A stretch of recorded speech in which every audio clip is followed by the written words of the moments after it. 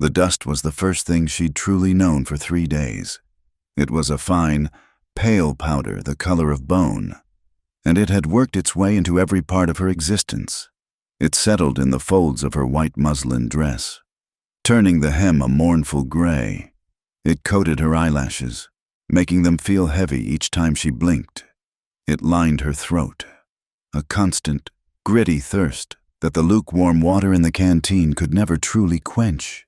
The stagecoach groaned and swayed, a wooden beast lurching through an ocean of pale, sun-bleached grass that stretched to a horizon so flat and empty it seemed like the edge of the world. Clara kept her hands folded in her lap, her knuckles white. She had tried, for the first day, to watch the landscape, to find something of interest in the monotonous roll of the plains, a lone hawk circling in the vast, indifferent blue sky, a cluster of prairie dogs, whisking into their holes as the thunder of the wheels approached. But the landscape offered no comfort. It was as empty as her future felt, a blank page on which a story she had not written was about to be inscribed. She was 19, an age where some girls in the East were dreaming of dances, of whispered conversations behind gloved hands, of a choice. Clara's choice had been made for her in a hushed, late-night conversation between her father and a man whose face she never saw, a land agent with a portfolio of maps and deeds. She had heard the words through the floorboards of her small room. And the girl. Of course, to seal the deal. Abernathy is a man of standing. He requires a wife to manage his household. Her father, a man whose hands were as hard and cracked as the dry earth he farmed, had not said it was a marriage. He had called it an arrangement, a practical solution. Their small, failing farm in Ohio for a new start in the West. And for her, a home, security, a husband of means. He had not used the word a love. Love was a crop that had never grown well in their family's stony soil. He is a widower, a Mr. Jedediah Abernathy, her father had explained the next morning, his eyes fixed on a spot just over her shoulder. Twice your age, I'm told, with 3 children who need a mother's hand. It is a good match. Clara, you will be provided for. You will do your duty. She had not argued. Arguing was not a tool she possessed. She had simply packed the small trunk he provided, which contained this white dress, a stark, plain thing meant to suggest a bride and 2 others for daily wear. She had said goodbye to her mother, a woman worn thin by work and disappointment, whose only parting gift was a dry, fleeting hug that smelled of lye soap and regret. No one had asked if she was afraid. No one had asked if she wanted to go. She was a debt being settled, the final, breathing clause in a contract for acres of dirt. The stagecoach driver, a man named Gus with a beard stained by tobacco juice, had barely spoken a word to her since they left the last outpost. He treated her like the mail sacks and cargo tied to the roof, something to be delivered to its destination, intact if possible. Now, he finally stirred, pointing a leather-gloved finger toward the horizon. Dry Creek, he grunted. Clara leaned forward, peering through the dusty window. At first, it was just a smudge, a dark line drawn against the pale earth. Slowly, it resolved itself into shapes. A few low, flat-roofed buildings huddled together as if for warmth. Though the sun beat down with a merciless heat, there was no creek in sight, only the endless, thirsty land. The name was an honest one. At least, as they drew closer, the town took on a more solid form. A single main street, wide and rutted, lay between 2 rows of unpainted wooden buildings, a general store with a sagging porch, a saloon, from which the faint, tinny sound of a piano could be heard even at this hour, a blacksmith's forge, sending up a plume of dark smoke into the clean air. It was a place built of necessity, not of beauty. There were no gardens, no painted fences, no signs of the softness that a woman's touch might bring. It felt entirely and irrevocably male. The moment the stagecoach entered the main street, it was as if a silent bell had been rung. A woman shaking a rug out of an upstairs window paused, her arms still. A blacksmith, his face slick with sweat, straightened from his anvil, a hammer held loosely in his hand. Two old men sitting on a bench in front of the store stopped their whittling, their knives still, every head turned, every pair of eyes fixed on the coach, on the window where her pale face was framed. Clara instinctively drew back, a cold knot tightening in her stomach. Their stares were not curious, they were knowing. It was a heavy, suffocating gaze, stripped of all welcome. These people knew. They knew who she was, and why she was here. She was not a traveler passing through. She was a delivery. She could see the assessment in their eyes, the quiet, communal judgment. So, that's Abernathy's girl, younger than the last one, prettier, maybe, but she has the same look, like a spooked filly. The coach squealed to a halt in front of the general store, the sudden silence deafening. Gus climbed down from his seat, his boots thudding in the thick dust. He said nothing to her, but went to the back to unstrap her trunk. The town remained frozen, a tableau of silent observation. No one approached, no one offered a greeting. A dog barked somewhere, a sharp, lonely sound. Clara knew she could not stay in the coach forever. Her heart hammered against her ribs. A frantic bird trapped in a cage. "Do your duty!" Her father's voice echoed in her head. She took a breath that felt thin and useless, pushed open the flimsy door, and stepped down onto the street. The sunlight was blinding after the gloom of the coach. She raised a hand to shield her eyes, the movement feeling stiff and awkward. Her white dress, now hopelessly grimed, seemed to glow in the harsh light, making her a beacon for every stare. The dust of Dry Creek was different from the dust of the trail. It was heavier, mixed with the smells of manure, wood smoke, and something else the scent of lives lived in close, hard proximity. She stood alone beside the stagecoach. Gus heaved her small trunk to the ground, the thud final and absolute. He wiped his hands on his trousers, accepted a small pouch from the storekeeper who had emerged onto the porch, and climbed back onto his seat without a backward glance. With a crack of the whip and a jangle of harnesses, the stagecoach rumbled away, leaving her in a cloud of dust that slowly settled, coating her anew. She was utterly, completely alone, standing in the middle of the street with her trunk at her feet, the object of the town's unblinking gaze. The silence stretched, thick and uncomfortable. She could feel the weight of their thoughts, their histories, their unspoken opinions. She was the outsider, the newcomer, the property of a man they all knew. Her own name, Clara May, felt like a secret she was keeping, a thing of no value here. To them, she was simply the Abernathy woman, the new one. Her eyes scanned the faces, hard-bitten men with sun-creased eyes, women whose expressions were shuttered and weary, their faces telling tales of harsh sun, harsher winters, and too many childbirths. They looked at her not with malice, but with a profound and weary indifference. She was just another piece of the town's ongoing story, a minor character in a drama that had been playing out long before she arrived and would continue long after she was gone. A deep, primal fear, colder and sharper than anything she had ever known, began to pierce through the numbness that had protected her for days. This was not a home. This was a cage. And these people were the bars. Her instructions had been simple, mister. Abernathy's house was the largest one, at the far end of the street. It was the only one with a second story and a painted fence. She could see it from where she stood. It was white, like her dress, but its whiteness was clean and stark, a statement of prosperity against the dun-colored landscape. It looked formidable, unbreachable. She had to move. To stand here any longer was to invite a pity she could not bear. She bent down, her muscles aching from the long journey, and gripped the leather handle of her trunk. It was heavy, but she managed to drag it a few feet before a small boy, no older than 10, darted out from beside the store. He didn't speak to her. He pointed a grubby finger at her trunk, then at the White House. Clara nodded, her throat too tight to form words.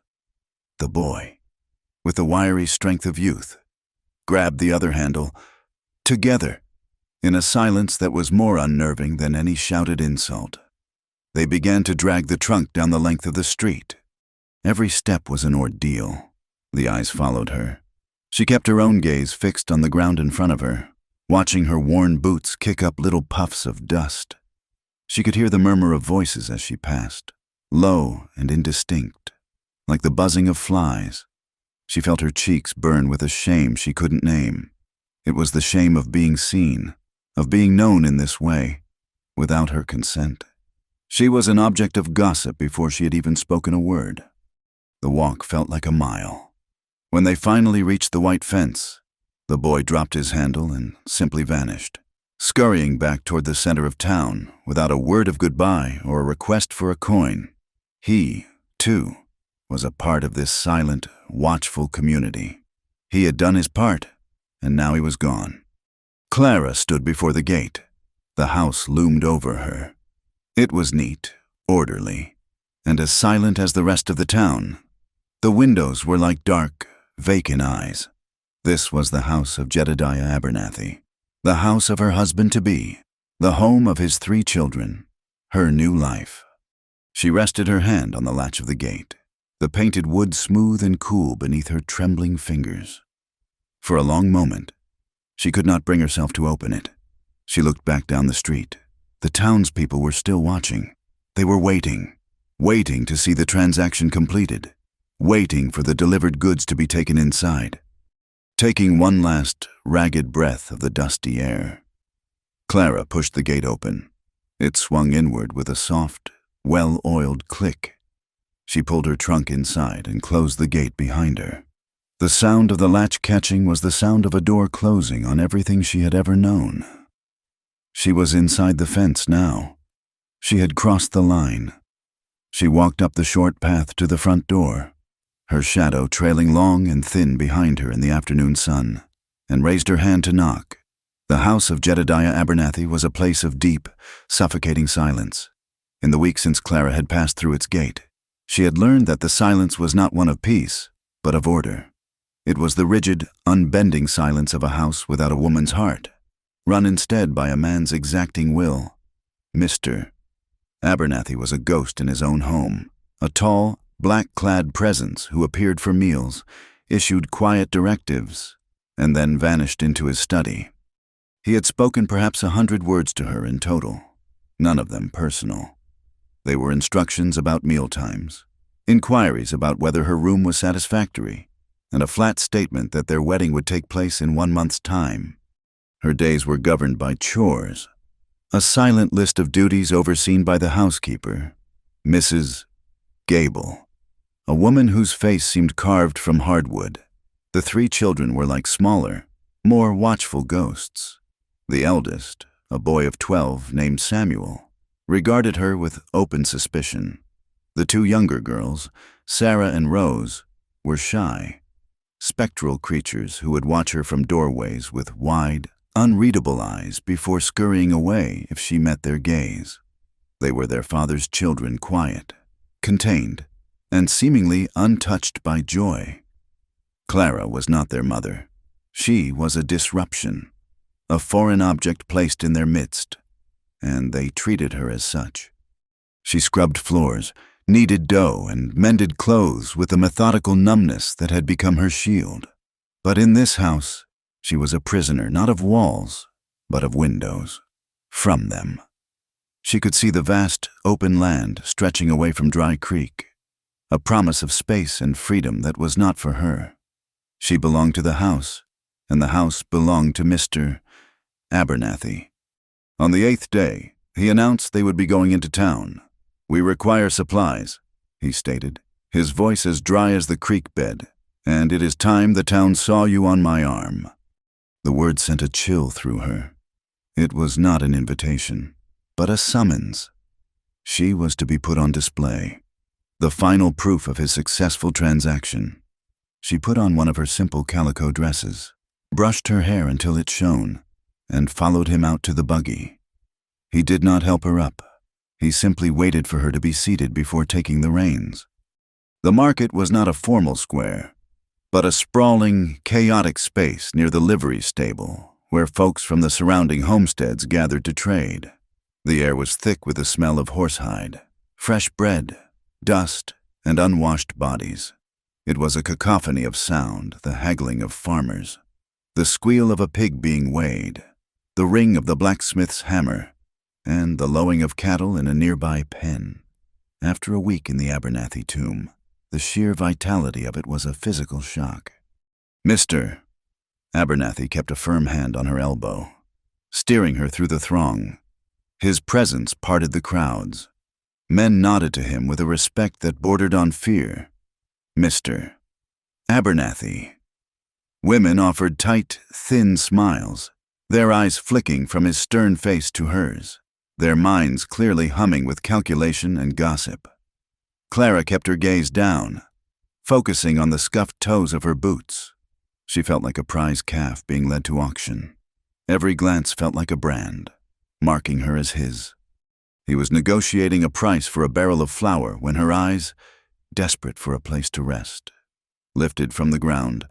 They drifted over the heads of the crowd, past a wagon loaded with chickens, past a woman selling jars of preserves, and settled on the edge of the market, near the blacksmith's forge. A man stood there, separate from the churn of commerce. He was leaning against a stack of coiled hemp rope, and his stillness was what had drawn her eye. In a place where everyone was moving, talking, and trading, he was a fixed point. He was tall, with the lean, hard-muscled frame of a man who lived his life in the saddle. His hat was pulled low, but she could see the sharp line of his jaw and the sun-weathered brown of his skin. He wore no finery, just a plain, faded blue shirt, denim trousers worn pale at the knees, and boots that were scuffed and coated in the same dust that covered everything. His hands, resting on his hips, were covered by worn leather gloves, the kind a man uses for hard work, not for show. He wasn't looking at anything in particular, just surveying the scene with an air of detached patience. There was a profound loneliness about him, but it didn't seem to be a sad loneliness. It was a self-contained, solid thing, as much a part of him as his shadow. He was a man accustomed to his own company. As if sensing her gaze, his head turned. His eyes met hers across the 20 yards of bustling, dusty space. The connection was as sudden and sharp as a spark from a flint. His eyes were not cold, as she first thought, but a clear, pale gray, the color of a winter sky, and they were utterly direct. They held no judgment, no curiosity, no appraisal. They did not see Abernathy's intended. They did not see a bargain, a bride, or a town spectacle. For a single, suspended heartbeat, they simply saw her, a young woman standing in the sun, that was all. The noise of the market faded into a dull roar in her ears. In that man's quiet, steady gaze, she felt a strange and unfamiliar sensation, the feeling of being visible. It was as if, for the first time since she'd arrived in Dry Creek, she was not an object being looked at, but a person being seen. She forgot where she was. She forgot the heavy hand on her elbow. For that one moment, she was just Clara, and he was just a man by a stack of rope. The moment was shattered by Mr. Abernathy's voice, sharp and proprietary. "Clara!" She flinched, and the connection broke. He had finished his business and was ready to move on. He gave her arm a tug, not gentle, a gesture of impatience and ownership. "Pay attention. We have other errands." He pulled her away, turning her back to the silent man. But as she was led away, an irresistible urge made her glance back over her shoulder. The cowboy hadn't moved. His gray eyes were still on her, but now his gaze had shifted. It was no longer just on her face, but on Mr. Abernathy's hand, which was still clamped firmly on her arm. His expression did not change. There was no anger, no pity, no judgment, but his eyes, For just half a second, held. They saw the grip. They saw her slight stumble as she was pulled along. They registered the entire transaction in one swift, silent appraisal. He saw it for what it was. Then, just as quickly, he looked away. He turned his attention deliberately to a coil of rope at his feet, nudging it with the toe of his boot. He had seen, and he had chosen not to see. The world, with its complicated arrangements and its quiet brutalities, was not his concern. The brief, fragile connection was severed, and he retreated back into his own solitude. That was all. A look, a fleeting moment of being seen, a silent acknowledgement of her reality. It was nothing. It was everything. For the rest of the time in the market, Clara moved in a daze. She stood silently as Mr. Abernathy bought salt, beans, and bacon. She endured the continued stares of the townsfolk, but she was no longer entirely there. Part of her was still standing back in that moment of profound, quiet recognition. The other men who looked at her in Dry Creek made her feel small, like a possession. Their gazes were heavy with meaning, with assumptions about her body, her purpose, her future. They stripped her down to her function. But the cowboy's gaze had been different. It had been empty of all that. It was as vast and as neutral as the prairie sky. It asked nothing of her and expected nothing from her. In its nothingness, it had given her a piece of herself back. As Mr. Abernathy steered her and their parcels back to the buggy, she realized what that look had been. It was the first time in her life a man had looked at her without wanting something. Her father had wanted her obedience. The land agent had wanted her as a clause in a contract, Mr. Abernathy wanted her as a wife, a housekeeper, a mother for his children. The men in the town wanted to look at her, to speculate about her. The silent man by the ropes had wanted nothing. He had simply looked and seen, and looked away. That brief, dispassionate gaze was a crack in the sealed tomb of her acceptance. It did not promise rescue. It did not offer hope. It was just a look. But for Clara, trapped in a world where her every move was owned and dictated, that momentary, shared glance from a stranger was like looking up from the bottom of a well and seeing a patch of open, boundless sky. It was a reminder that another world existed, a world of silence and space, and men who simply minded their own business. It was a world she could not touch, but for the first time she knew, with absolute certainty, that it was there. That night, the silence of the Abernathy house was a living thing.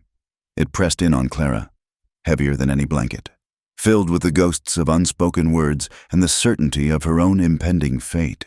The memory of the market, of that brief, startling moment of being seen, had unsettled the quiet resignation she had carefully constructed around herself. Before, the house had been a place of numb duty. Now it felt like a cage, and she was acutely, painfully aware of the bars. She sat on the edge of her narrow bed, the quilt pulled tight around her shoulders. Though the night was not cold, the only light came from a small oil lamp on the nightstand. Its wick turned down so low the flame was a mere flicker, a trembling golden tear in the oppressive dark. The light threw long, dancing shadows on the walls, making the unfamiliar room seem vast and threatening. From downstairs, the tall case clock methodically chimed 10, each stroke a hammer blow marking the passage of her dwindling time. She was listening.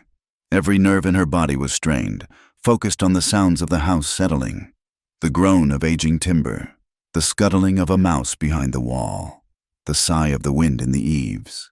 But she was listening for one sound in particular. Then it came, a slow, heavy tread on the main staircase, the sound of Mr. Abernathy's boots, ascending from his study below. Each step was deliberate, measured, the sound of a man who is the undisputed master of his domain. Clara's breath caught in her throat. Her heart began a slow, heavy thud against her ribs, a frantic drumbeat of dread. The footsteps reached the top of the stairs and paused, The floorboards of the long hallway creaked. He was walking toward her end of the house, toward her room. In that moment, she understood the true weight of the whispers she had heard in town, the true meaning behind the appraising looks. Abernathy's got himself a young one this time. A man's voice had rumbled outside the general store.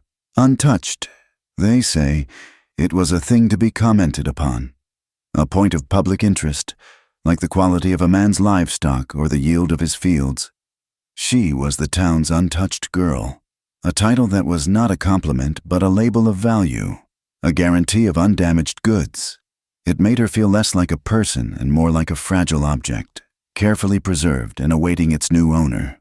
The slow, approaching footsteps in the hall were the sound of that owner coming to inspect his purchase. She squeezed her eyes shut, her knuckles white where she gripped the quilt. The footsteps grew louder, closer. They were just outside her door now. They stopped. The silence that followed was more terrifying than the sound had been. She could feel his presence on the other side of the thin wooden door, a dark, silent weight in the hallway.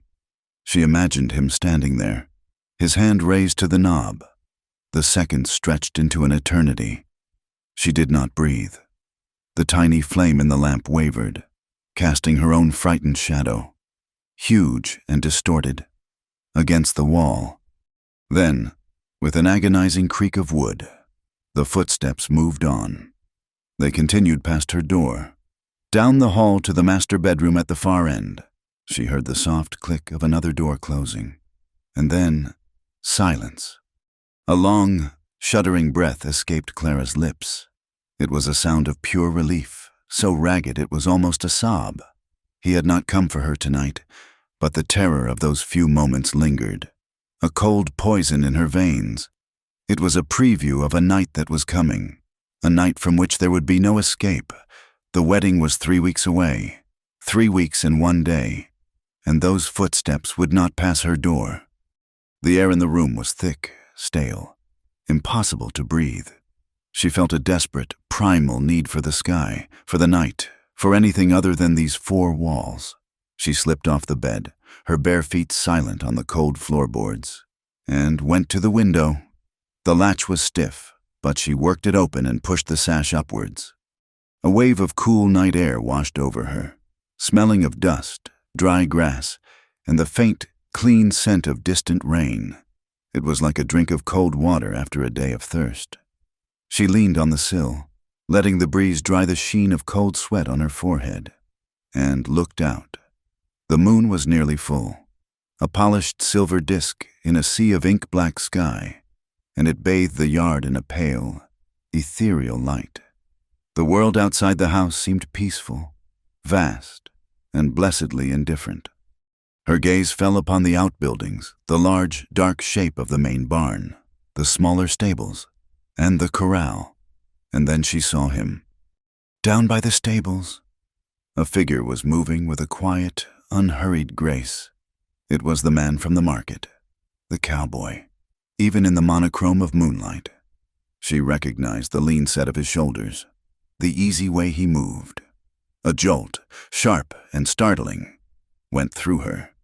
She drew back slightly, into the shadows of her room, but she did not leave the window. She watched, her fear momentarily forgotten, replaced by an intense, consuming curiosity. He was leading a horse from the stable, a dark, powerful animal that followed him with a trusting stillness. He began to unsaddle it, his movements economical and precise. He lifted the heavy leather saddle off in one smooth motion, then ran a gloved hand down the horse's flank, speaking to it in a low murmur too soft for her to hear. It dawned on her with a sudden, startling clarity he worked here. He was a hired hand for Mr. Abernathy. The man whose silent gaze had felt like a breath of freedom was, in fact, a part of this very prison. The irony was a bitter twist in her gut. He lived and worked on this land, under the authority of the same man who owned her. He was just yards away, yet he might as well have been on the moon. She watched as he finished with the horse, turning it out into the corral before gathering his own sparse belongings. He had a bedroll and a small saddlebag. He didn't sleep in the bunkhouse attached to the barn. She realized. He was making his camp out in the open, a little ways from the stables, near a small stand of cottonwood trees. He moved with a ritualistic calm. He unrolled his blankets, positioned his saddle as a pillow, and then built a small fire. It was a tiny, expert construction of twigs and dry kindling that caught quickly, burning with a low, clean flame that produced almost no smoke. He settled back on his heels before it, pouring something from a canteen into a tin cup, and the moonlight caught the glint of the metal as he raised it to his lips. He was utterly alone, yet he did not seem lonely. He seemed complete, a self-sufficient island in the vast, quiet night. Watching him, Clara felt a pang of something she could not name. It was a longing for that kind of peace, for a life stripped down to the essentials of a horse to care for, a fire for warmth, and the sky for a roof.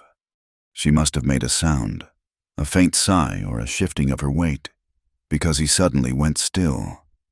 For a long moment, he did not move. Then, slowly, he lifted his head and looked toward the house. His eyes scanned the dark windows of the second story, and Clara's heart leaped into her throat. She knew he couldn't see her, a shadow hidden within a shadow, but his gaze stopped, hesitating, on her open window. He did not move. He did not wave. His face was a pale oval in the moonlight, his expression unreadable from this distance. But she knew, with a certainty that defied all logic. She knew that he was aware of her. The same invisible current that had passed between them in the crowded market was there again, stretching across the moonlit yard, a silent, mutual recognition of wakefulness in the sleeping dark. Her heart was pounding now, a wild, frantic rhythm against her ribs. But this was not the slow, cold thud of fear she had felt when Abernathy's footsteps were in the hall. This was something else entirely, something sharp and vital and terrifyingly alive. He held the look for another long moment, and then, in a gesture so subtle she might have imagined it, he turned his body slightly, angling his back more toward the house. It was a small thing, a simple shift of his position, but it felt like a deliberate act. It felt like he was giving her permission to watch, while simultaneously granting her the privacy of not being watched in return. It was a gesture of quiet, unexpected respect. Clara stayed at the window long after he had stretched out on his bedroll, a dark shape beside the dying embers of his fire. She watched until the last red glow faded into the silvered darkness. The fear of Mr. Abernathy, of the locked doors and the approaching wedding night, had not gone away. It was still there, a cold stone in the pit of her stomach. But it was no longer the only thing she felt. Down in the yard, under the same moon that shone on her, was a man who saw her without appraising her, a silent presence that, without a word, had acknowledged her fear and then looked away. For the first time since arriving in Dry Creek, Clara felt a secret that was entirely her own, and in the suffocating silence of the Abernathy house, that secret felt like the first hesitant breath of a rebellion. The days that followed settled into a rhythm as rigid and unyielding as the Abernathy house clock. Clara learned that she was to be the mistress of a house in which she had no power. She was a body, strong and healthy, put to the purpose of maintaining order. Her hands, once soft, became chapped and red from lye soap and scalding water. Her back ached from bending over the hearth, the wash tub, and the garden patch behind the kitchen. She moved through the rooms with a ghost's quiet efficiency, dusting furniture that was never used, polishing silver that never saw a guest, and preparing meals that were eaten in a profound, unnerving silence. She was strong, but no one had taught her how to survive this. Strength, she was discovering, was not the same as endurance. Strength was for lifting, for carrying, for scrubbing. Endurance was for the soul, and hers was being worn smooth, eroded by the constant, grinding pressure of the silence and the watchfulness. Mr. Abernathy had laid out her world with the precision of a surveyor marking a plot of land. Its boundaries were the white fences of the property. One afternoon, seeking a brief respite from the oppressive quiet, she had walked to the front gate, her hand resting on the latch as she gazed down the dusty road toward town. "Is there something you require?" His voice, coming from directly behind her, made her jump. He had a way of moving through his own house with a predator's silence. She turned, her heart fluttering. "No, sir, I was just getting a breath of air." His eyes, the color of wet slate, were devoid of expression. "The air is the same on the porch as it is at the gate. There is no need for you to be in town. If supplies are needed, I will procure them. Or Mrs. Gable will—" "I only meant to look," she said, her voice small. "This is your home now, Clara," he said. The words meant to sound like a comfort, but they landed like the closing of a cell door. "You have everything you need right here. A respectable roof, plentiful food, important work to occupy your hands. Many women would be grateful for such a position. I expect you to be one of them." He did not wait for an answer. He simply turned and walked back into the house, leaving her to understand the unspoken command, "You are not to leave. You are not to be seen alone. You belong here."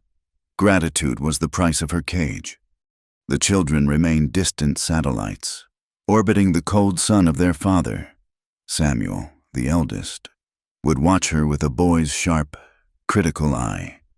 He seemed to be constantly measuring her, judging her actions against the faint, fading memory of his own mother. He never spoke to her directly, instead addressing his requests to the air. "I suppose my shirt is still missing a button," he would mutter as she passed, and she would find the shirt and mend it without a word. The girls, Sarah and Rose, were even more elusive.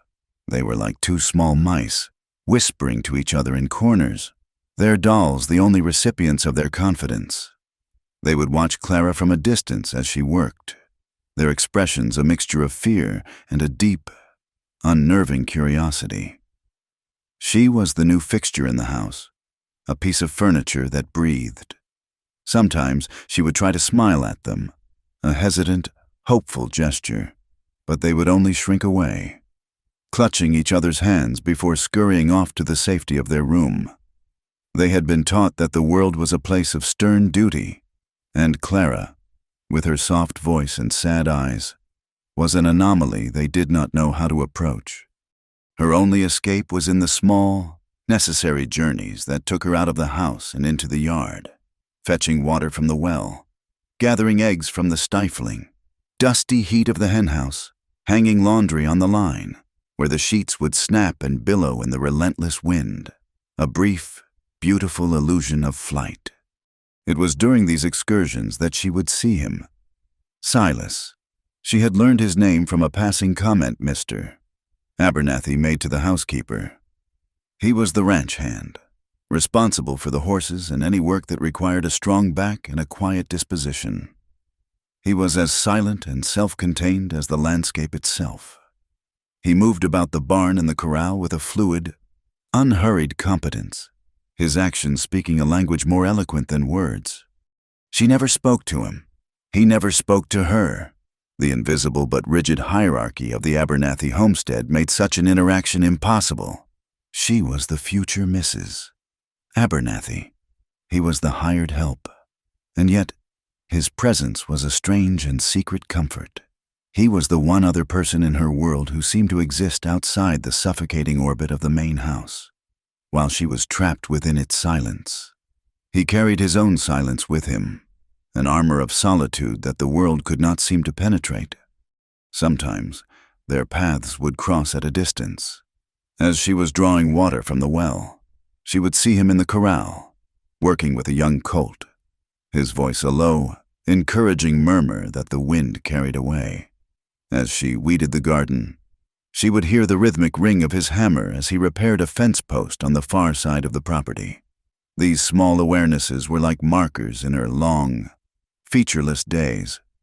Then came the moments that she began to live for, the brief, accidental intersections of their gazes. It would happen when she was in the hen house. The small building was located near the main barn, and its door faced the wide-open stable entrance. One afternoon, as she was carefully placing eggs in her basket, she heard the sound of Samuel's voice, uncharacteristically loud and frustrated. "I can't get it," the boy said, his voice cracking with adolescent impatience. "It just comes apart." Clara paused, her hand hovering over a nest. She peered through the dusty haze of the henhouse door. Samuel was standing in the shaded entrance of the barn, a length of rope in his hands. Beside him stood Silas. The cowboy was not looking at the boy, but at the rope in his own gloved hands. "You're pulling the wrong end first," Silas said. His voice was low and calm, a stark contrast to the boy's frustration. "You gotta teach the rope where to go. Don't force it." He held up his own hands, and with a few deft, hypnotic movements, a knot bloomed at the end of his rope, a perfect, symmetrical bowline. Samuel watched, his face a mask of concentration. "Show me again," the boy demanded, but without his usual petulance. For the first time, Clara saw a flicker of something other than suspicion in his eyes. It was respect. Clara should have left.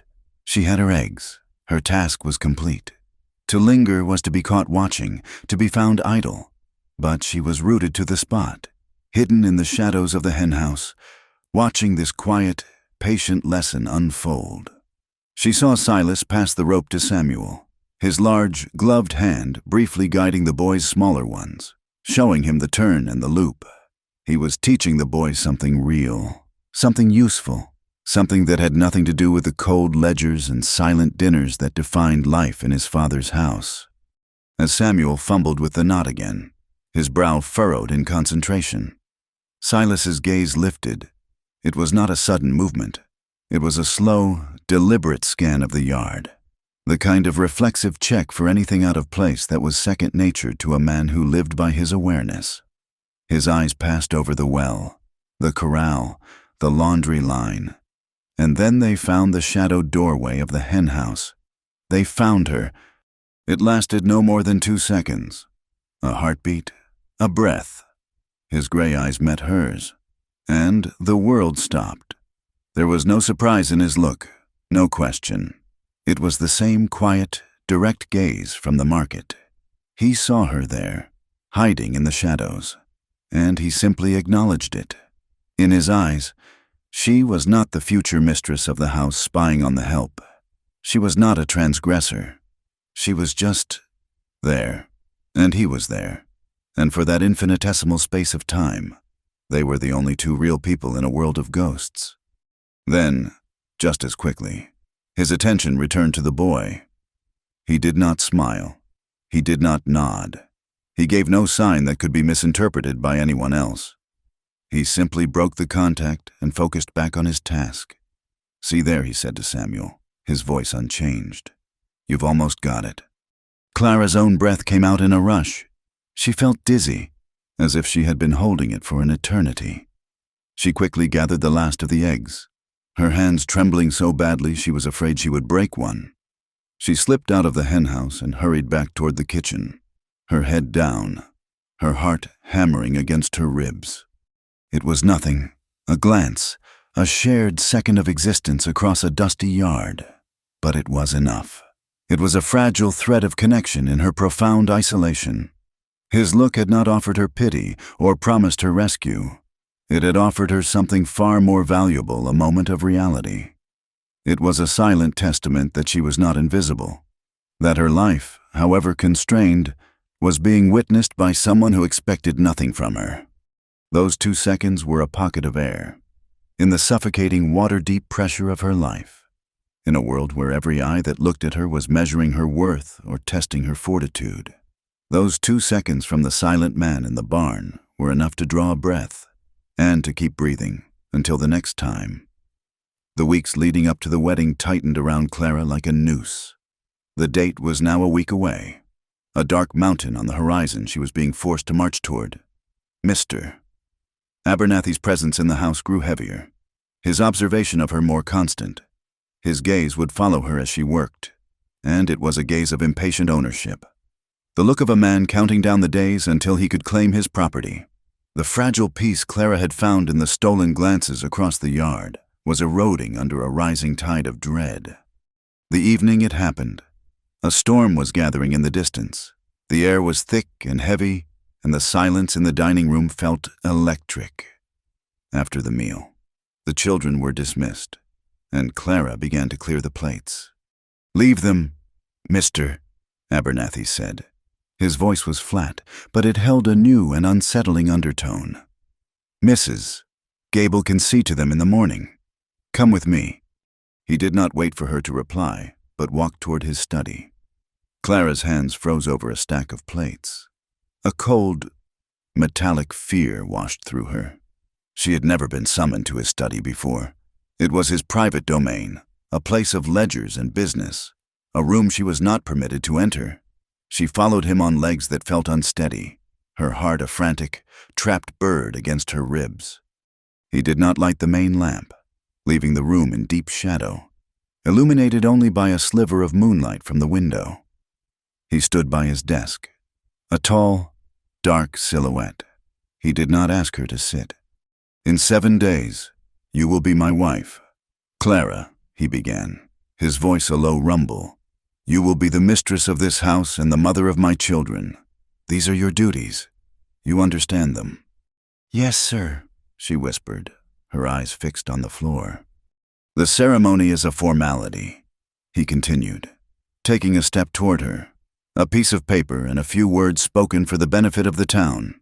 The true arrangement, the one between you and I, has already been made." He was closer now. She could smell the scent of whiskey on his breath, a sharp, unpleasant odor. "I have been patient," he said, his voice dropping lower. "I have respected the customs. I have given you time to acclimate. But my patience has its limits. A man has needs. A husband has rights."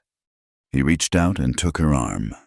His grip was not like the proprietary hold he used in town. It was harder, a grip of steel that sent a jolt of alarm through her. "The wedding is a week away," she said, her voice trembling but clear. "I would prefer to wait."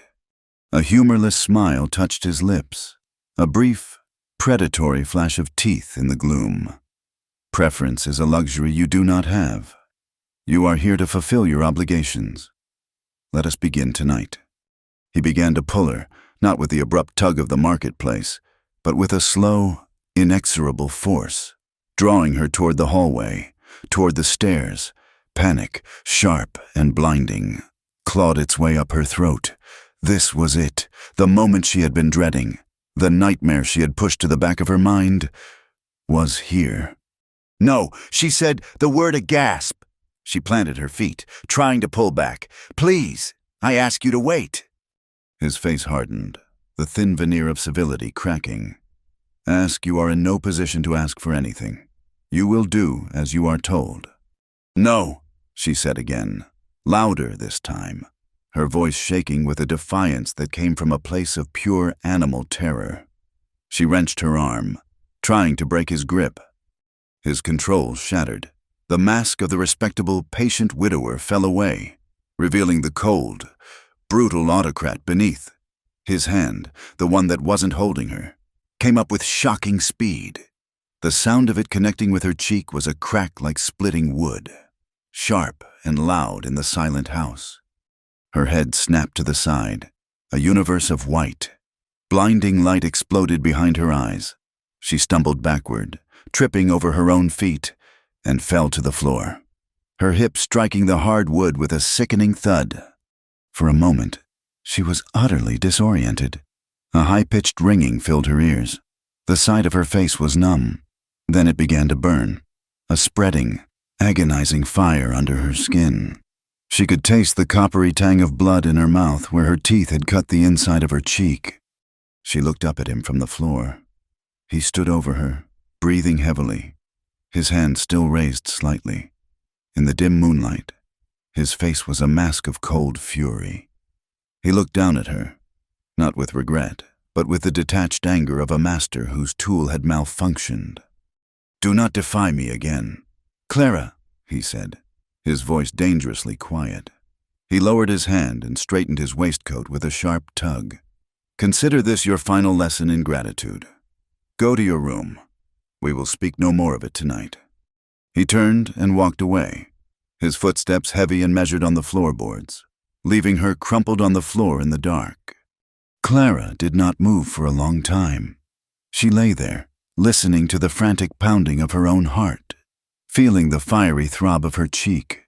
The pain was immense, but it was not the worst part. The worst part was the absolute, soul-crushing humiliation. The worst part was the chilling clarity that had come with the blow. All her life, she had been obedient. She had done her duty. She had accepted her fate with a quiet, desperate hope that if she was good, if she was quiet, if she was useful, she would be treated with a measure of decency. That hope had just been beaten out of her on the floor of a dark room. He had not struck a woman. He had struck a possession that had displeased him. There would be no decency here. There would only be submission, and the ever-present threat of his hand. Slowly, painfully, she pushed herself up. She staggered to her room, a ghost in the silent house, and locked the door behind her. In the small, wavy mirror above her wash basin, she saw the truth. A dark, angry mark was already beginning to bloom on her cheek, a stark brand against her pale skin. This mark was a sentence. If she stayed, there would be other marks, some on her skin, some on her soul, until there was nothing left of Clara May at all. The fear of what lay outside the Abernathy fence was a vast and terrifying thing, but the certainty of what lay inside it was worse. She had to run. The thought was not a choice. It was a biological imperative, as urgent and as necessary as breathing. She waited. She sat on her bed, not moving, listening as the house settled into its deepest slumber. The grandfather clock chimed midnight. The distant thunder rumbled closer. The wind began to pick up, rattling the window pane. The storm was coming, and it would be her cover. She did not pack. There was nothing in this house she wanted, nothing that was truly hers, nothing except a single, worn woolen shawl her mother had given her, tucked at the bottom of her trunk. It was thin and frayed, but it was the only thing she owned that was tied to a life before this one. She pulled it out and wrapped it around her shoulders. Taking off her boots, she held them in one hand. She eased her door open. The hallway was a corridor of blackness. She moved through it one agonizingly slow step at a time, her bare feet making no sound on the wood. She knew which board creaked on the staircase, and she skipped it. Every shadow was a threat, every gust of wind a potential alarm. The back door was her goal. It was closer to the barns and less likely to be heard. The bolt was heavy and stiff. It scraped loudly as she drew it back, the sound deafening in the silence. She froze, her heart seizing, but no sound came from upstairs. She slipped outside into the night. The wind hit her with a physical force, cold and wild. It tore at her dress and whipped her hair across her face. The first drops of rain, fat and cold, began to fall. She ran. She did not run with grace or speed, but with a clumsy, desperate urgency, stumbling over the uneven ground, her boot still clutched in her hand. She ran toward the dark, looming shape of the barn. The smell of hay, rain, and animals was a relief after the sterile air of the house. She found him in a small, windowless tack room at the far end of the stables. A lantern, turned down low, cast a warm, flickering light against the rough-hewn walls. He was sitting on a low stool, mending a piece of harness, his hands moving with their usual quiet competence. He must have heard her footsteps, because he looked up as she appeared in the doorway. She stood there, silhouetted against the stormy dark, her dress damp, her hair a wild tangle, the shawl clutched tight around her. His eyes, illuminated by the lantern light, took in every detail in an instant, the wildness in her posture, the terror in her eyes, and the dark, ugly bruise blooming on her cheek. His hands stilled. He did not speak. He simply watched her, his expression unreadable. Waiting. The words she had rehearsed, the pleas she had imagined, they all vanished. All that was left was the raw, desperate truth. She took a stumbling step into the room, the rain and wind at her back. "I have nowhere else to go," she whispered, her voice a ragged, broken thing.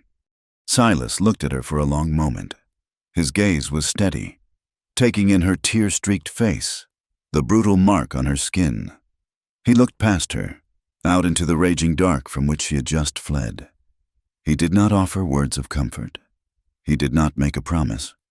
He simply rose from his stool, took the lantern from its hook, and walked to the door of the tack room.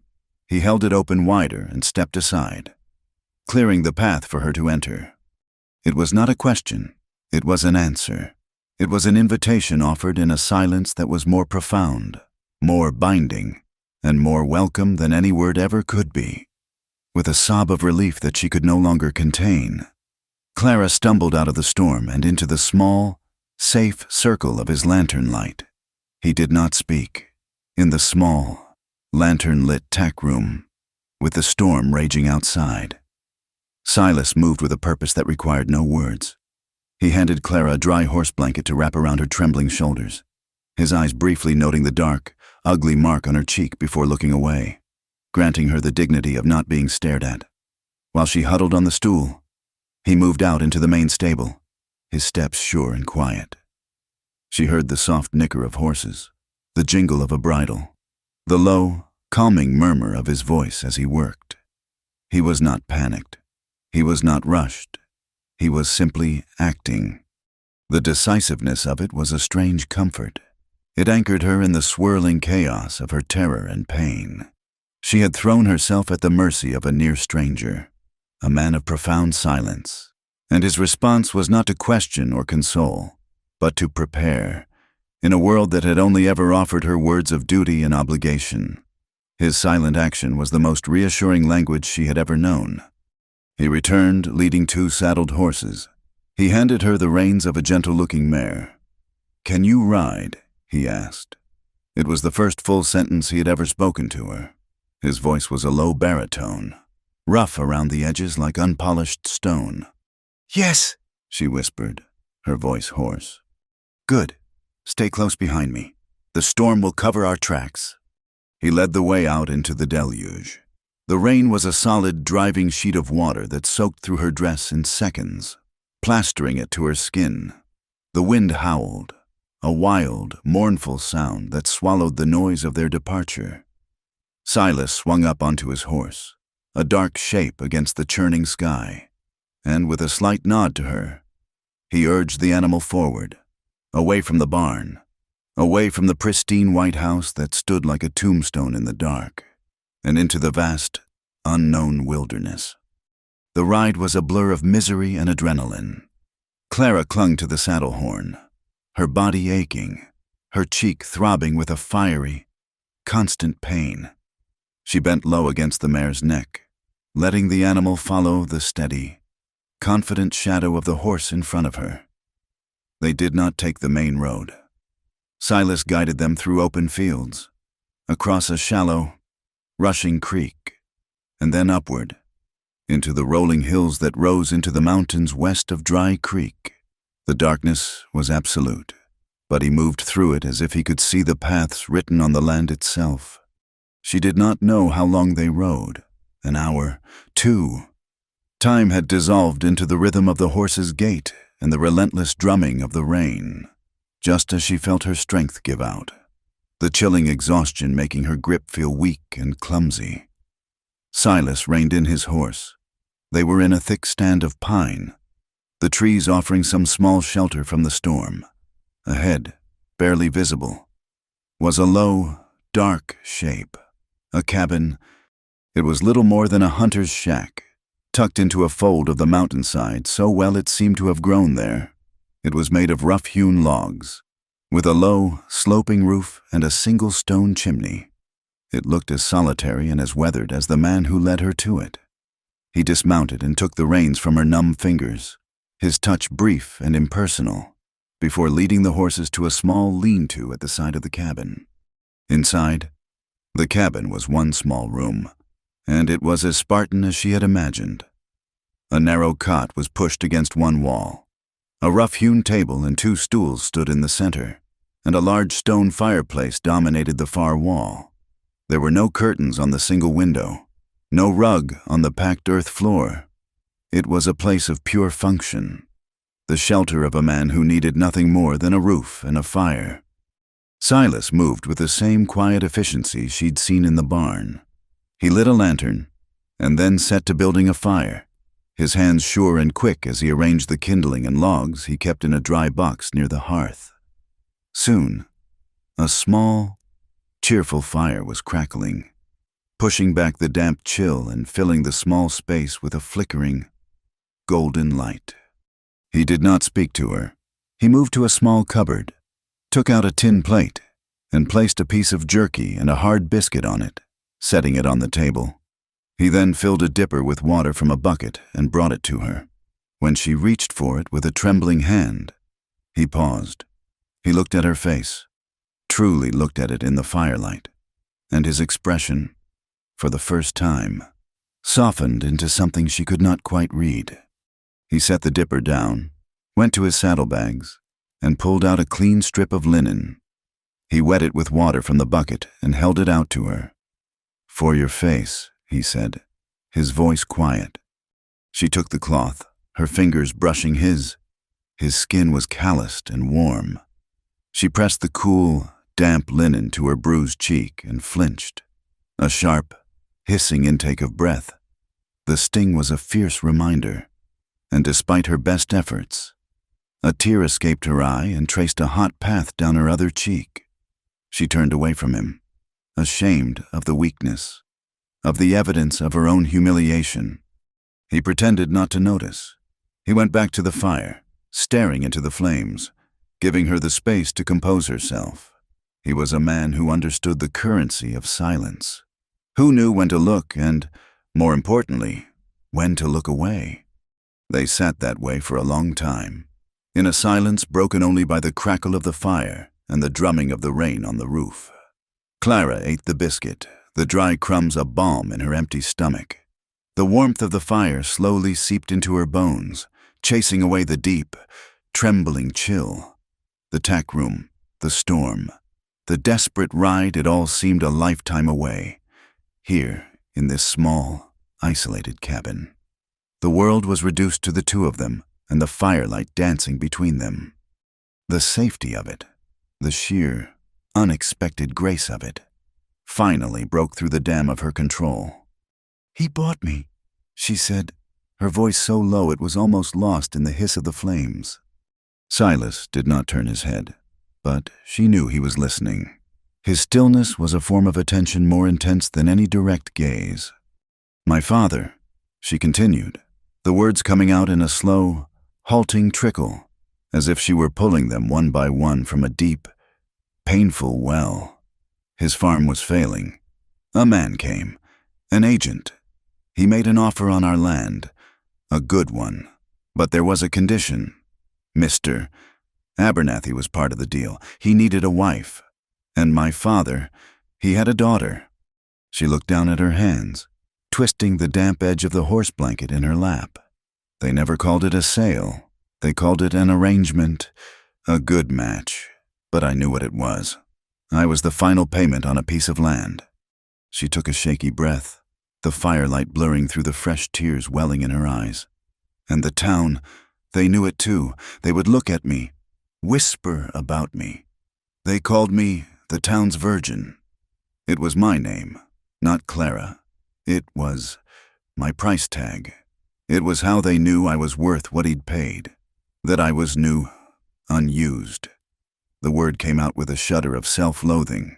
"That's all I was to any of them. A piece of property, kept clean so it would fetch a better price." She finally finished, the story laid bare in the small, warm room. Her voice trailed off into the crackling silence. She had said it all, the whole humiliating truth of her existence. She waited for his judgment, for his pity, for the disgust she was sure must follow.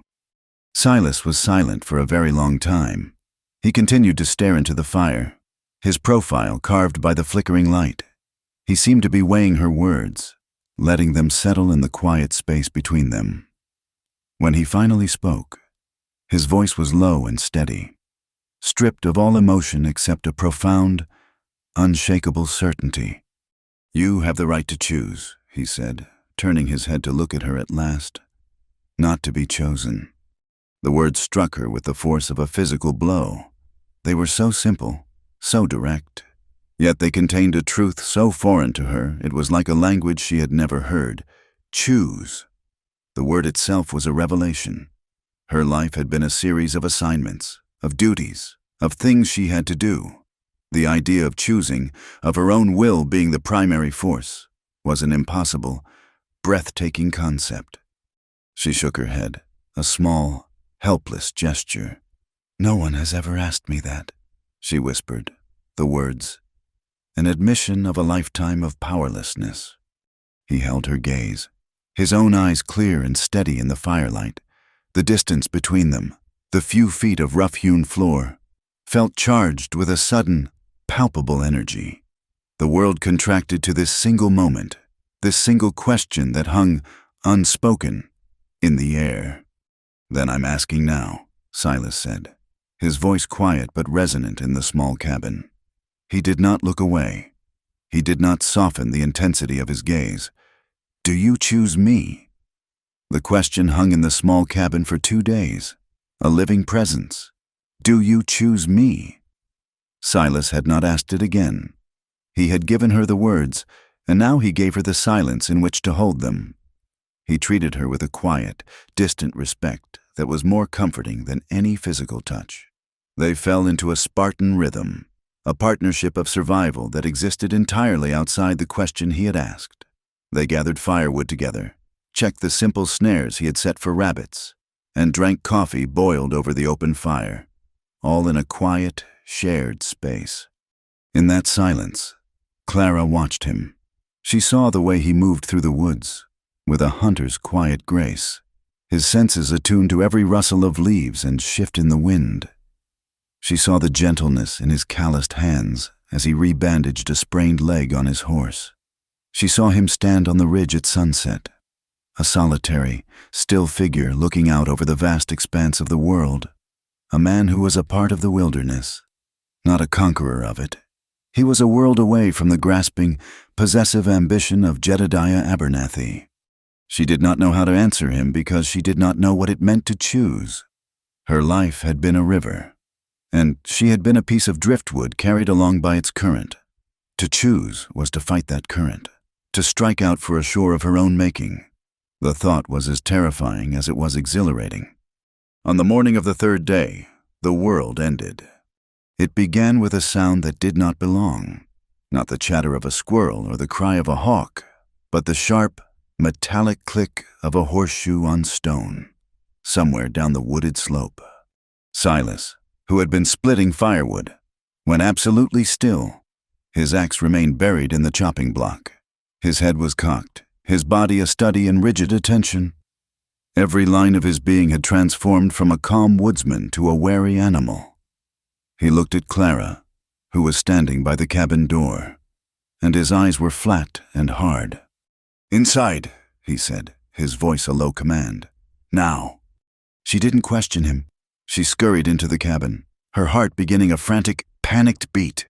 Through the single small window, she saw him pull the axe from the block, his knuckles white on the handle. He moved to the side of the door, placing himself out of sight, a silent, waiting shadow. The sounds grew closer, the labored breathing of horses climbing the steep grade, the low murmur of men's voices. Then they broke through the tree line. It was Jedediah Abernathy. He was flanked by 2 other men, rough-looking riders with pistols holstered on their hips.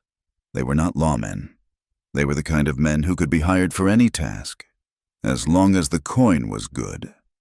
Abernathy reined in his horse a dozen yards from the cabin, his face a mask of cold, triumphant fury. His eyes scanned the small clearing, and a cruel, satisfied smile touched his lips when he saw the thin plume of smoke rising from the chimney. I know you are in there. Clara, he called out, his voice echoing in the quiet mountain air. It was the voice of a man supremely confident in his power. This foolishness is over. I have come to collect what is mine. The cabin door remained shut. The clearing was silent. I know you can hear me, Abernathy said, his voice laced with impatience. He looked at the man to his right, a burly, bearded rider named Cobb. Go and fetch my property. Cobb dismounted, a smirk on his face. He hitched his gun belt and sauntered toward the cabin, his spurs chinking with each step. He reached for the door handle. In a blur of motion, Silas was there. He moved from the side of the cabin into the doorway, the axe held loosely, but ready, in one hand. He was not a large man, not like Cobb, but he seemed to fill the entire doorway, an unbreachable wall of quiet defiance. Cobb stopped short, surprised. Well now, he sneered. Look what we have here, Abernathy's ranch hand. You're a long way from your bunkhouse, friend.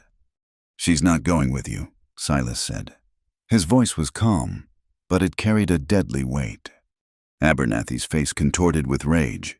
You dare to stand in my way? She belongs to me. I have a contract. She is my property, and you are my employee. You will step aside, or so help me God, I will see you hang for a thief. She's not a horse to be bought and sold, Silas replied, his eyes never leaving Cobb. And I'm not your employee anymore. Then you're a dead man, Abernathy spat. He gave a sharp nod to his men. Take him, and bring me the girl. Try not to damage her. It happened with a speed that stole Clara's breath. Cobb lunged forward. Reaching for Silas, Silas moved with him, deflecting the man's clumsy grab and bringing the butt end of the axe handle up in a short, sharp jab that caught Cobb under the chin. The man grunted and stumbled back. The second rider had dismounted and now charged, drawing a long knife from his belt. Silas shoved the cabin door shut, shouting over his shoulder as he did, Clara, the hearth, get behind the woodpile. She was frozen for a second, her mind reeling from the violence. Then his words registered, and she scrambled to the large stone hearth where a tall, deep stack of firewood was piled. She squeezed herself into the narrow, dark space between the wood and the stone wall, a space that smelled of pine sap and soot. She peered through a small gap between two logs, her body trembling uncontrollably. She could hear everything, the grunts of exertion, the sickening wet thud of fists hitting flesh, the scrape of boots in the dirt, a string of curses from Cobb. Through the crack, she saw a chaotic dance of violence. Silas was fighting both men at once. He was quicker, smarter, using their own momentum against them. He moved like a cornered wolf, all lean muscle and desperate, deadly grace. He was trying to keep them away from the door, to keep his body between them and her. He landed a solid blow to the knife-wielder's stomach, doubling the man over. But as he did, Cobb recovered, swung a heavy fist that caught Silas on the side of the head.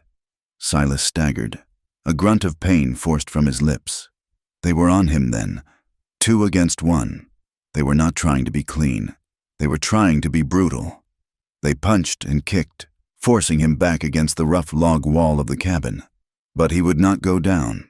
He covered his head, absorbed the blows, and somehow managed to stay on his feet, his body still shielding the door. Enough, Abernathy roared. He had dismounted and was striding forward, his face livid. Finish him. Cobb, breathing heavily, drew his pistol. The sunlight glinted on the long, dark barrel. Clara's heart stopped. Everything seemed to slow down. She saw Cobb raise the gun, saw Silas's eyes widen as he tried to lunge forward. The gunshot was a deafening explosion that ripped through the mountain air.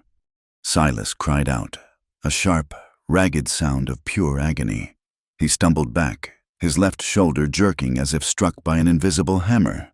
A dark, wet stain blossomed instantly on the faded fabric of his shirt. His legs buckled, and he slid down the log wall, leaving a smear of red behind him, before collapsing in a heap on the ground. The sudden, shocking violence was followed by an equally shocking silence. The two hired guns stood over Silas's still form, breathing hard. Abernathy looked down at him, his lip curled in a sneer of disgust. "Fool," Abernathy said. He looked at the cabin door, his eyes burning with a cold fire. He took a step toward it, then paused. He looked at the blood seeping into the dirt around Silas. He looked at his two men, who were now staring at the unmoving body with a newfound sobriety. This had escalated. This was no longer a simple retrieval. This was blood. This was a shooting. Abernathy was a man of calculations. He made one now. He looked at the door one last time. A long, hateful stare. "She's tainted goods now anyway." He spat, as if trying to convince himself. "Let her rot out here with him." He turned on his heel. "Let's go. This business is concluded." Cobb holstered his pistol, and without a backward glance, the three men mounted their horses and rode away, their departure as swift and brutal as their arrival. The silence that descended on the clearing was heavier and more terrifying than the noise had been. It was a silence of death. For a long moment, Clara could not move. Her body was locked in the grip of a terror so profound it had frozen her muscles. Then, a single, guttural sob broke from her lips. She scrambled out from behind the woodpile, falling to her knees before pushing the heavy door open. The sight that greeted her would be burned into her memory forever. Silas lay on his side in the dirt, curled in on himself. The blood from his shoulder was pooling beneath him, a dark, viscous stain that seemed to be spreading impossibly fast. His face was a waxy, ashen color, and his breathing was shallow, a faint, ragged hitching in his chest. "No," she whispered. The word was a prayer. "No, no, no!" She ran to him, falling to her knees in the bloody dirt.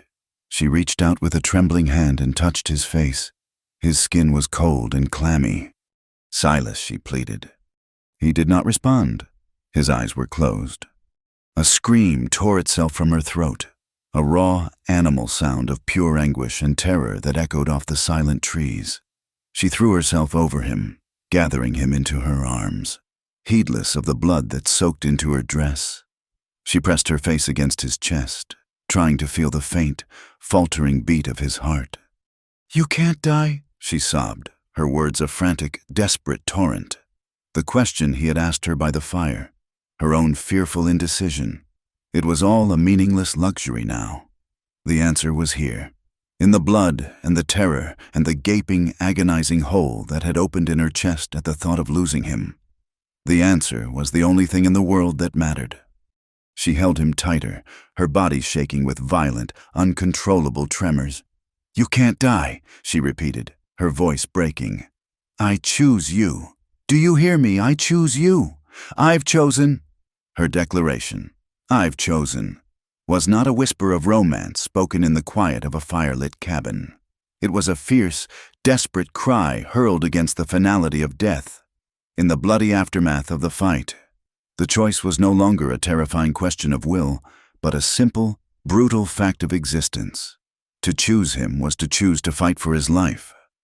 Panic gave way to a cold, sharp-edged clarity. He was bleeding, and if she did nothing, he would die at her feet.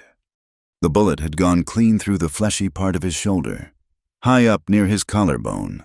It was a blessing, she realized with a strange, detached calm. No bullet to dig for, but the bleeding was profuse, staining the earth a terrifying, dark crimson, tearing a long, clean strip from the hem of her petticoat. She balled it up and pressed it hard against the wound, just as she'd once seen her father do for a farmhand who'd been gored by a bull. Silas groaned, a low, unconscious sound of pure agony, but she did not relent. She pressed down with all her weight, her own tears mingling with the rain and the blood on his skin. Getting him inside the cabin was the work of a desperate lifetime.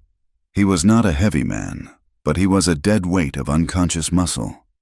She hooked her arms under his, pulling and dragging, her feet slipping in the muddy, blood-soaked ground. Every inch was a victory paid for with her own burning muscles and ragged, sobbing breaths. By the time she got him onto the narrow cot, she was drenched in his blood and her own sweat, her body trembling with an exhaustion so deep it felt like it was in her bones. The next days bled into one another, a seamless, nightmarish blur of fever and fear. The world shrank to the size of the small, smoky cabin. Her life was measured by the rhythm of his breathing, the heat of his skin, and the color of the bandages she tore from her last remaining petticoat. She kept the fire roaring, needing the heat to fight the deep, shaking chills that racked his body. She boiled water and cleaned the wound with a tenderness that was a prayer, her hands gentle despite their trembling. His fever raged, and with it came the delirium. He would cry out in his sleep, his hands clenching, his words a broken, fevered mumble of horses and canyons, and a name she did not recognize. In those long, terrifying nights, Clara did not sleep. She sat in the single straight-backed stool, her body slumped but her senses alert, watching the rise and fall of his chest in the flickering firelight. She would wake from brief, head-nodding dozes at the slightest change in his breathing. She spooned water and thin, watery broth between his cracked lips, most of it dribbling back out. But she kept trying. She was no longer the frightened girl who had run from a monster. She was a guardian, a sentry, in the small, isolated cabin. She was the only thing standing between this man and the grave, and for the first time in her life, her actions were not born of duty or obligation, but from a fierce, protective core she never knew she possessed. Her life had a single, all-consuming purpose. He must not die. On the fourth day, when her hope was worn as thin as her last bandage, a new sound broke the silence, a soft, hesitant knock on the cabin door. Clara froze, her blood turning to ice. Abernathy. He'd come back to finish the job. She grabbed the heavy iron poker from the hearth, her heart hammering against her ribs, and crept to the door. "Silas!" a small voice called out. It was not the voice of a man. It was the voice of a child. Warily, she lifted the bar and opened the door a crack.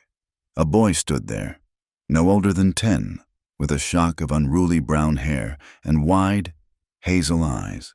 He was thin but wiry, dressed in scuffed boots and trousers that were a little too short for him. He carried a small burlap sack over his shoulder. He looked at her, then peered past her into the cabin, his young face clouded with suspicion and worry. "Who are you?" he asked, his voice direct. "Where's Silas?" "He's hurt," Clara said, her voice a croak. "He's been hurt badly." The boy's suspicion vanished, replaced by a sharp, immediate alarm. He pushed past her into the cabin. He went straight to the cot and looked down at Silas's pale, unconscious form. His small shoulders sagged, and for a moment, he looked like what he was, a very young, very frightened boy. "Was it Abernathy?" he asked, his voice barely a whisper. Clara could only nod, her throat too tight for words. The boy took a deep, steadying breath, and when he turned back to her, he seemed older, his expression hardening with a grim resolve that was far beyond his years. "My name's Tom," he said. "Silas. He looks after me sometimes. I brought some supplies." He upended his sack onto the table, a small loaf of bread, a chunk of cheese, a handful of dried apples, and a small, tightly wrapped packet of herbs. "For fever," he said, pointing to the herbs. "Silas showed me which ones to find. We need to boil them." And just like that, Clara was no longer alone. Tom's arrival was like a window being thrown open in a sealed, suffocating room. He was a force of life, of practicality, of the outside world. He knew the cabin, he knew the woods, and he knew Silas. He explained, in his simple, straightforward way, that his own folks had passed from influenza 2 winters ago, and he'd been living on his own in an old trapper's lean-to on the other side of the ridge. Silas had found him, and without making a fuss, had simply started leaving supplies, teaching him to hunt, and checking on him. He was not Silas's son, not his ward, but something just as binding. He was Silas's boy. Tom became her partner. He showed her how to make a proper, nourishing broth from a rabbit he caught in one of Silas's snares. He found a hidden spring with water that was colder and cleaner than the one she had been using. He was a creature of the wilderness, and he brought its quiet, resilient wisdom into the sick room. His presence fundamentally changed the rhythm of Clara's life. With Tom there to watch over Silas, she could finally step outside the cabin for more than a few minutes at a time. He would shoo her out into the sunlight, his young face serious. "Go on," he'd say. "The air will do you good. I'll holler if he stirs." In those moments, Clara began to live. She wasn't scrubbing floors or taking orders. She wasn't being watched or appraised. She was simply being. One afternoon, Tom, bored with the grim silence, pulled a long, broad blade of grass and held it between his thumbs. He blew, and a loud, comical squawk filled the air. Clara jumped, startled, and then saw the mischievous grin on his face. He showed her how to do it, his small, dirt-smudged fingers patiently adjusting hers. Her first few attempts produced only a weak, breathy hiss, but then she got it, and a surprisingly loud note buzzed from her hands. Tom whooped with laughter, and Clara, looking at his joyful, unguarded face, felt a strange, bubbling sensation in her chest. It was laughter, a real honest-to-God laugh that came from her toes and surprised her with its own sound. Another day, Tom led her through the woods to a hidden, sun-dappled clearing where a handful of wild hens had made their nests. As they gathered the small, pale brown eggs, carefully placing them in Tom's hat, she felt a sense of purpose that was simple and pure. They were not gathering eggs for Mr. Abernathy's breakfast. They were gathering them to survive, to make Silas stronger. This was not a chore. This was life itself, stripped down to its most essential, meaningful form. On the 8th day, the fever broke. Clara laid a hand on Silas's forehead, and for the first time, it was cool and damp, not burning hot. That evening, he opened his eyes. They were clear. The fever haze was gone. They focused on her face, then moved slowly around the small cabin, taking in the scene. He saw Tom dozing in a chair by the fire, and then his eyes returned to her. There was a question in them, a deep, weary confusion. "Abernathy," she whispered, answering the unspoken question. "He came. You were hurt." He closed his eyes, a flicker of memory, of pain, crossing his face. From that day on, his healing began in earnest. It was a slow, arduous process, but it was steady, and as his body began to mend, something else began to change. He would watch her as she moved about the cabin, stirring a pot of broth, talking quietly with Tom, or simply sitting by the fire mending the boy's torn shirt. His gaze would follow her, the hard, guarded stillness in his eyes. The look of a man who expected nothing good from the world began to soften. The sharp edges were wearing away, replaced by something warmer, something more vulnerable. He was not just recovering from a wound. He was waking up. He was waking up in a world where the terrified girl he had offered shelter to was now a woman with strength in her hands and laughter in her voice. He was waking up in a world where a boy he had looked after was now helping to save his life. The three of them, a strange, wounded, and resilient little family, had become a fact. And every day, as he watched Clara smile at something Tom said, the cool gray of his eyes seemed to thaw a little more. A month passed, measured not by the calendar, but by the slow, steady rhythm of healing. The raw, brutal wound on Silas's shoulder became a puckered, angry scar. The ashen pallor left his face, replaced by his natural, sun-weathered color. He moved out of the cot and back to his own bedroll by the fire, his arm still bound in a sling, but his strength was returning, a quiet tide flowing back into him. The cabin, once a desperate refuge, had transformed into a home, a small, self-contained world carved out of the vast indifference of the mountain. Their lives, the lives of the three of them, became a quiet, interwoven dance. Tom, with his boundless, wild energy, was the spark. He would return from his forays into the woods with a string of fish, a handful of sweet berries, or a funny, rambling story about a grumpy badger. Clara was the heart. She turned their small cabin from a shelter into a haven. A jar of purple asters now sat on the rough-hewn table. The blankets were always folded. The hearth was always swept, and the air was often filled with the smell of baking bread, a skill she had perfected in the small Dutch oven. And Silas was the anchor. He was the calm, steady presence around which their small world turned. He taught Tom how to properly fletch an arrow and showed Clara how to read the clouds to predict the weather. There were no longer long, awkward silences between them. There was a comfortable quiet, the kind shared by people who understand each other without the need for constant talk. Clara found herself living in a way she had never imagined. Her days were full, but they were full of her own choices. She would decide to mend Tom's shirt, or to take a walk to the stream, or to sit on the cabin step and simply watch the sunlight filter through the pine trees. No one ordered her. No one watched her with appraising eyes. She was not a possession, a servant, or a bargain. She was just Clara, and the discovery of who that was, in the quiet peace of the mountain, was a revelation that was healing her just as surely as the clean air and herbal salves were healing Silas. The question he had asked, "Do you choose me?" had never been answered, and never been repeated. It lay between them, a still, deep pool of water. Clara knew her frantic, blood-soaked declaration, "I choose you," had been a cry of desperation, an answer given in the face of death. But the choice made in the light of a peaceful, ordinary day was another thing entirely. It was a choice she was still learning how to make. One evening, the summer heat lingered long after the sun had dipped below the ridge.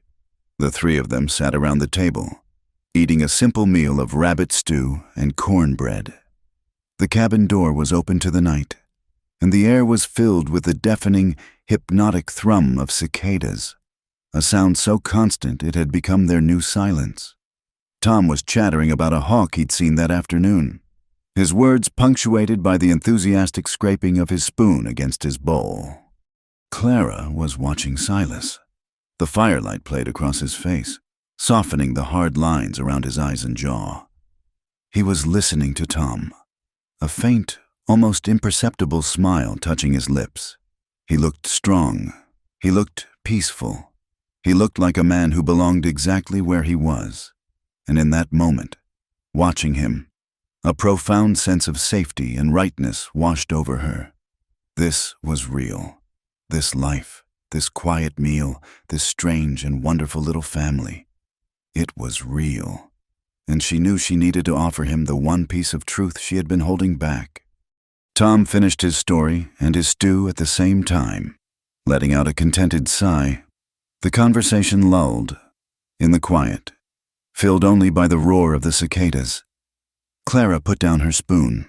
She looked directly at Silas, her heart beginning a slow, steady beat, not of fear, but of resolve. She began, her voice quiet, but clear in the small room. Tom looked up at her, curious. Silas's eyes met hers. "I still haven't—" The words were spare, cryptic to anyone else, but they landed between her and Silas with an immense, unspoken weight. She was not just talking about Abernathy, she was talking about her value, her story, the label that had been burned onto her. She was telling him that the tainted goods Abernathy had abandoned had never been his to spoil.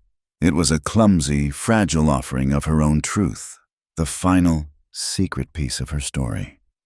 Tom, not understanding the adult current that had suddenly filled the room, simply shrugged. "Still haven't what finished your stew?" Silas did not answer. He did not even seem to hear the boy. His gaze remained locked on Clara's, and his expression was completely unreadable. The faint smile was gone, replaced by that familiar, deep stillness. A long moment passed. Clara's courage began to falter. She had said the wrong thing. She had introduced the ugliness of the world below into their peaceful sanctuary. She had reminded him of what she was, a runaway, a piece of disputed property. The silence stretched, and she felt her cheeks begin to burn with a familiar, deep-seated shame. She dropped her eyes to her plate, her throat suddenly tight. Later that night, after Tom had unrolled his bedroll and fallen into the deep, untroubled sleep of youth, Clara stepped outside. The moon was a bright, silver coin, and the air was cooler now, carrying the scent of pine and damp earth. She stood on the small, makeshift porch, a single wide plank Silas had set before the door, and wrapped her arms around herself, staring out at the dark, moon-silvered shapes of the trees. She heard the soft scuff of his boots behind her. He came to stand beside her, not too close, but near enough that she could feel the warmth radiating from his body. He leaned against the log wall of the cabin, his good arm crossed over his chest, and looked out at the same night she was watching. For a long time, he said nothing. The cicadas continued their ceaseless song. Clara's heart ached with a quiet, miserable tension. She waited for him to speak, to ask her to explain, to tell her that it didn't matter. The silence felt heavy, full of her own foolish, impulsive words. "That's not why I chose you," he said at last, his voice a low rumble that seemed to be a part of the night itself. He was still looking out at the trees. Not at her. It was you. The words were so simple, so direct. They seemed to bypass her ears and go straight to the tight, aching knot in her chest, dissolving it instantly. A wave of relief, so profound it made her feel dizzy, washed through her. He had understood everything, not just her words, but the fear and shame behind them. And he had dismissed it all with a single, stunning sentence. He had not chosen her because of her purity, that prized commodity in the world below. He had chosen her. Clara. Just her. She bowed her head, unable to speak, a silent tear of gratitude tracing a path down her cheek. He shifted, turning to face her. In the pale moonlight, she saw him reach out, his hand hesitating for a moment before he gently, tentatively, touched the back of her hand where it rested on the porch rail. His touch was light, his calloused fingertips a stark, warm contrast to her own cool skin. "I am your choice," he said, his voice softer now, more intimate. "If you want me." He had changed the words. It was no longer a question of whether she would choose him, but a statement of his own availability. He was offering himself, his quiet life, his steadfast presence, and placing the entirety of the decision, the entirety of the power, in her hands. It was the greatest gift anyone had ever given her. The choice was no longer terrifying. It was no longer a distant shore to be fought for. It was here. It was now. It was as simple and as real as the warm, steady hand resting beside hers. Slowly, deliberately, Clara turned her hand over. For the first time in her life, she was the one to initiate. She was the one to act. She slid her hand over his, lacing her fingers through his own. It was a perfect fit. Her hand, which had grown stronger and more capable in the past weeks, and his large and calloused from a lifetime of hard work and harder fights. It was not a passionate gesture. It was something quieter and deeper. It was an answer. It was an acceptance. It was a choice, finally and freely made, in the peaceful, silvered dark of the mountain night. Their clasped hands in the moonlight were not a promise, but a statement of fact. In the days that followed, nothing was said, but everything changed. The invisible wall of uncertainty that had stood between them dissolved. There was no grand discussion, no mapping of a future. The future was simply the next sunrise, the next shared meal, the next quiet evening by the fire. Clara did not move in. She was already there, but she began to inhabit the space in a new way.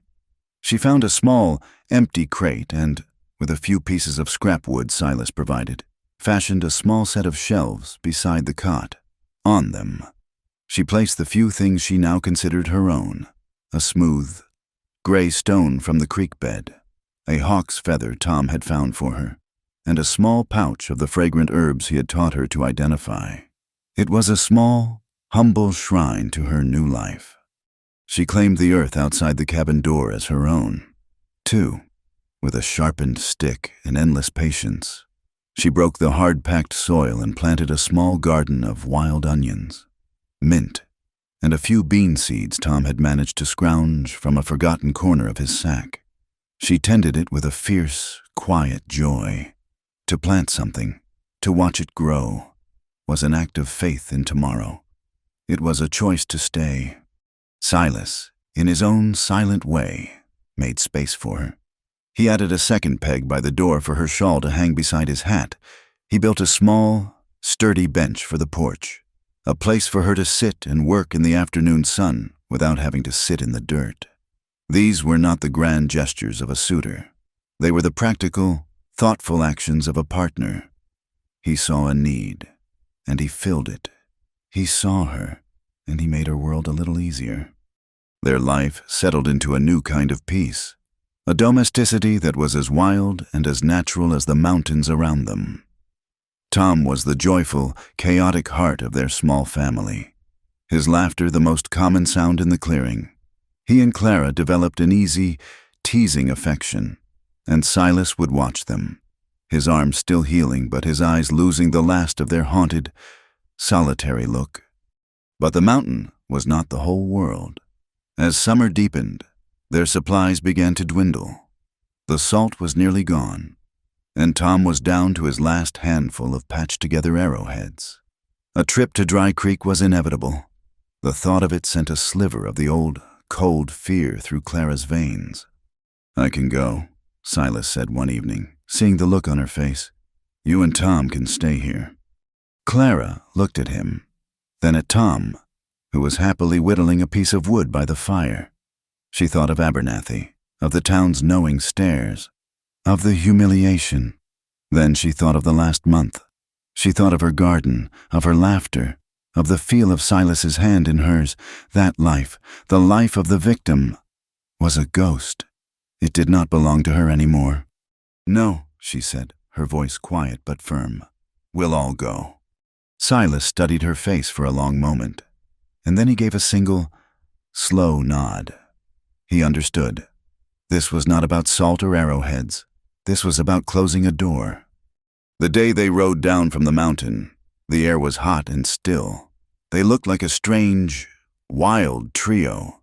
Silas, lean and hard, his left arm now free of the sling but still moving with a careful stiffness, a pistol holstered low on his hip. Tom, perched on a placid old mule, his bare feet dangling, his face bright with the excitement of an adventure. And Clara, riding the gentle mare, her hair tied back with a piece of twine, her face browned by the sun, a quiet resolve in her eyes. She wore a simple dress she had stitched together from a bolt of calico Silas had in his saddlebags, and it was the first piece of clothing she had ever worn that felt truly her own. As they entered the single, dusty main street of Dry Creek, a familiar silence fell. It was the same silence that had greeted her arrival months ago, but the quality of it was different. Before, it had been the silence of vultures, of spectators waiting for a drama to unfold. Now, it was a silence of caution, of wary respect. Heads turned, eyes widened. The story of what had happened at Silas's cabin had undoubtedly become the stuff of town legend, a tale told and retold over whiskey in the saloon and over sewing baskets in the parlors. They had come for Abernathy's property, and they had been met with an axe and a stubborn refusal to yield. Abernathy, it was rumored, had left town on business shortly after, unable to bear the quiet humiliation of being thwarted by his own hired hand. Clara kept her head high, her gaze fixed straight ahead. She was no longer alone, terrified girl being delivered like a parcel. She was flanked by her family. She was protected. At the general store, the proprietor, a man who had barely acknowledged her existence before, came out onto the porch himself. "Silas," he said, his voice carefully neutral, his eyes flicking nervously from Silas to Clara and back again. "Ma'am." That one word, ma'am, was a victory. It was an acknowledgement. She was not the girl or Abernathy's intended. She was a woman, deserving of a title of respect. While Silas and Tom went inside to barter for supplies, Clara remained with the horses. She stood in the sunlight, feeling the stares of the townspeople, but they no longer felt like brands. They felt like what they were, the curious glances of strangers. She was no longer their story to tell. "Well, I never—" A sharp, familiar voice cut through the air. A woman, stout and dressed in a severe black dress, was marching across the street toward her. It was Mrs. Henderson, a woman whose opinion carried the weight of a judge's gavel in the town's social court. "Clara," she said, stopping a few feet away, her eyes raking over Clara's simple dress and sun-browned skin with open disapproval. "We all thought— Well, we had no idea what became of you, mister." Abernathy was beside himself with worry. "Of course." "I'm sure he was," Clara replied, her voice even. Mrs. Henderson's eyes narrowed. This was not the timid, downcast girl she remembered. "You are causing a terrible scandal. You know, to run off with a hired man, a common laborer. Have you no thought for your reputation?" "My reputation is my own concern." "Mrs. Henderson," Clara said, her voice still quiet, but with an edge of stone beneath it. The woman was taken aback. She pressed on, her voice dropping to a conspiratorial, malicious whisper. "Tell me, dear, what exactly are you to him?" "Then you certainly are not his wife. There has been no preacher, no ceremony. What does that make you?" The question was a dagger, meant to wound her with shame, to put her back in her place as a fallen, worthless woman. Clara looked at the woman, at her pinched, cruel face, and she felt a surprising, profound sense of pity for her. Mrs. Henderson's world was so small, so constrained by rules and labels. A woman was a wife, or a widow, or a spinster, or she was nothing. A slow, genuine smile touched Clara's lips. It was a smile of pure, unadulterated freedom. She looked past the woman, toward the open plains that stretched beyond the town, toward the blue, hazy mountains that held her home. "I'm the one who chose to stay," she said. The answer was so simple, so utterly outside the woman's frame of reference, that it left her speechless. It was not a denial. It was not a confession. It was a declaration of a new kind of existence, one that Mrs. Henderson, with all her rules and judgments, could never comprehend. The woman opened her mouth, then closed it again, and with a frustrated huff, she turned and marched away. When Silas and Tom emerged from the store, their arms laden with sacks, Clara was still smiling. That evening, back on their mountain, the world was washed in the soft, golden light of sunset. Tom, exhausted and happy, fell asleep almost as soon as he'd finished his dinner. The cabin was quiet, filled with the comforting smell of fresh supplies, coffee, salt, and new flour. Silas and Clara sat on the bench he had built, watching the last sliver of sun disappear behind the jagged peaks. The sky was a riot of orange and purple, a silent, majestic spectacle. They sat in a comfortable silence, their shoulders barely touching, but the space between them was filled with a deep, unspoken contentment. He turned his head to look at her, his face softened by the twilight. He reached out and gently took her hand, his thumb stroking the back of it. "You are my choice." "Clara," he said, his voice a low, quiet murmur, almost lost in the evening breeze. It was not a question. It was a statement, a renewal of the vow he had made to himself and to her. She turned her hand in his, her fingers lacing through his own. She looked into his clear, gray eyes, and the last, final piece of her old life, the last vestige of the girl who was chosen for, fell away. "And she said, her voice trembling just slightly with the beautiful, overwhelming weight of the truth, am the one who chose. They needed no other words. They did not belong to each other in the way the world understood. There were no papers, no vows spoken before witnesses. They belonged to this mountain, to this quiet life, and to the choice they had made and would continue to make every single day. The wind rustled through the pines, a soft, promising sound, like a breath being held, waiting for the start of a long and peaceful story. Thank you for listening.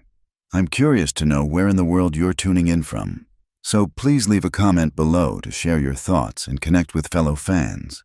If you enjoyed this story, I invite you to subscribe to my channel. Wild West Stories 1850. Give this video a like, and consider hitting the hype button to help this story reach more listeners who appreciate tales of the heart from the Old West.